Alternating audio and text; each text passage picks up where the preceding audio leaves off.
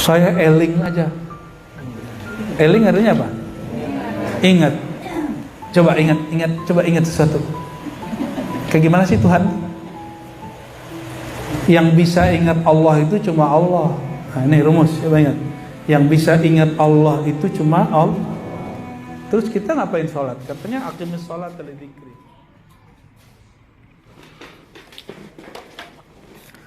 Halo, assalamualaikum warahmatullahi wabarakatuh. Lillahi ta'ala ya karim, ilahi anta maksudi, waridaka malubi, bismillahirrahmanirrahim. Allahu akbar kabira, walhamdulillahi katsira, wa subhanallahi bukrata wa asila. La ilaha illallah, Allahu akbar walillahil hamd. Oke teman-teman, nah itu tadi cuplikan dari seorang Ustadz Ar-Razi Hasim yang mengatakan bahwa yang dapat mengingat Allah hanya Allah. Oke, udah gitu dia mempraktekkan, Ustadznya mempraktekkan macam mana itu ingat Allah itu, macam mana itu Tuhan katanya. Jadi seolah-olah itu seakan-akan mengejek lah bahwa Tuhan itu nggak bisa diingat, itulah menurut dia. Oke teman-teman, sambil kita minum sebentar ya. Dan ini sebenarnya penyimpangan ya, penyesatan sebenarnya. Penyesatannya di mana?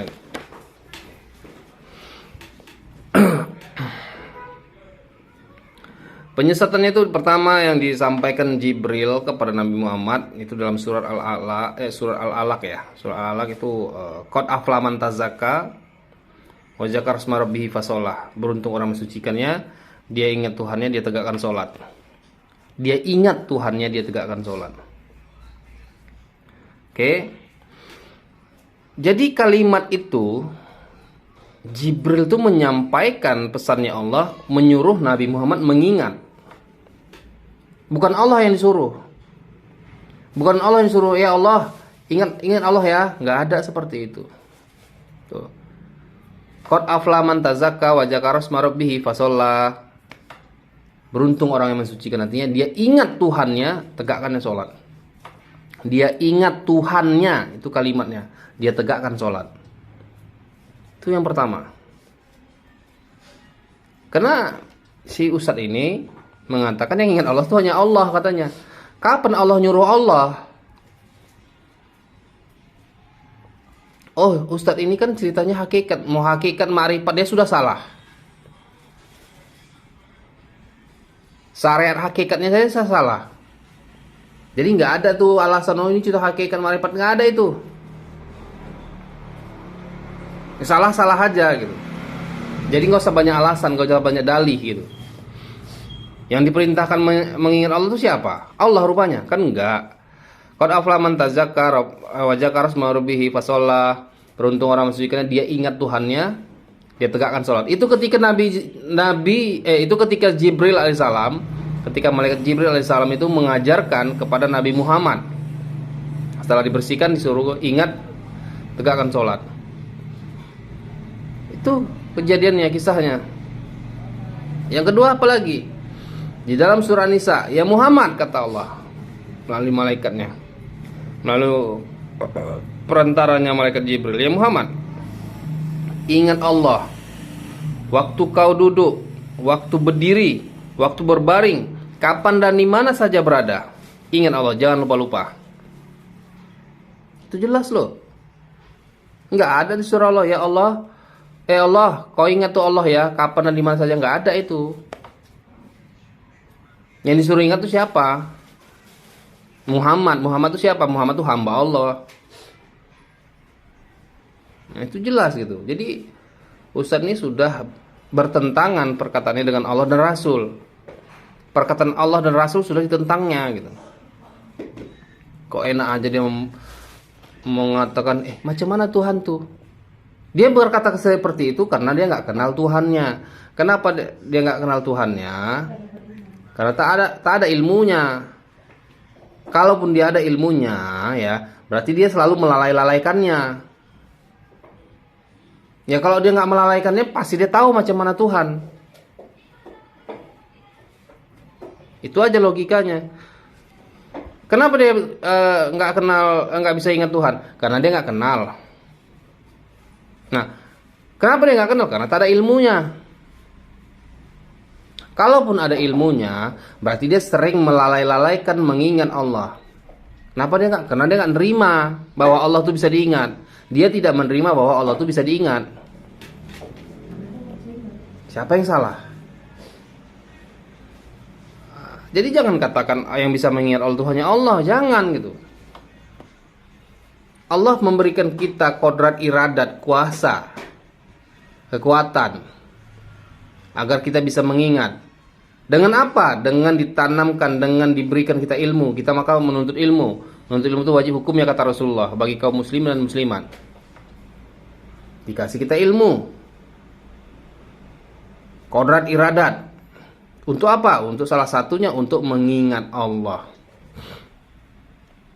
Ada lagi dalam surah Al-Imran 190-191.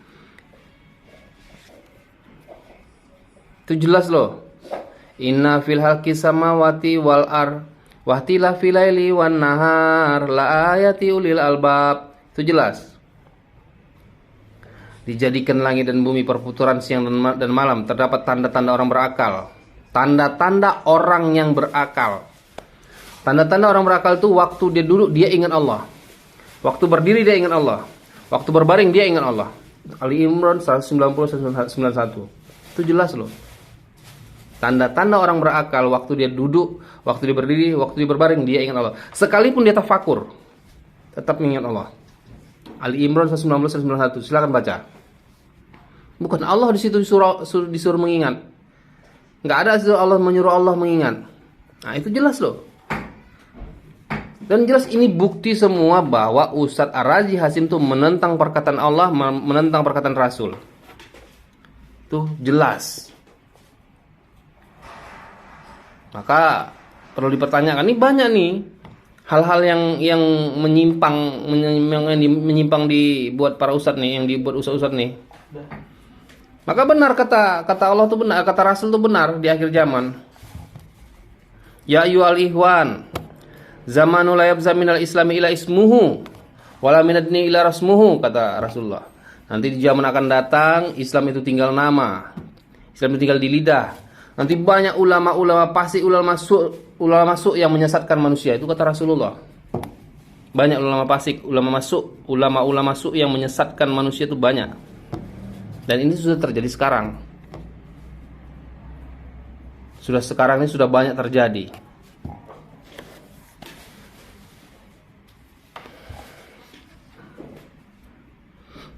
Jadi kita akan bongkar terus para ulama-ulama yang menyimpangkan ajaran-ajaran Islam, yang menyelewengkan perkataan Allah dan Rasul. Kita akan bongkar mereka. Kita nggak peduli sama mereka itu. Selama itu salah, menyimpang, ya kita akan update, kita akan upload biar kita semua sama-sama tahu gitu ya. Oke teman-teman ya, itu tadi sedikit cerita tentang Ar-Razi Hasim yang menyimpangkan perkataan Allah dan Rasul. Ya itu jelas ya, jelas sekali itu. Anda boleh ulang-ulang video ini dengan cermat, menyimak bahasa si ustadz tadi. Dan saya juga mohon maaf zahir dan batin kepada teman-teman semua, termasuk pada Ustadz Ar-Razi Hasim, apabila ada ucapan perbuatan saya yang sangat menyinggung perasaan Anda. Sekali lagi saya mohon maaf zahir dan batin. Billahi taufik wal hidayah. Assalamualaikum warahmatullahi wabarakatuh.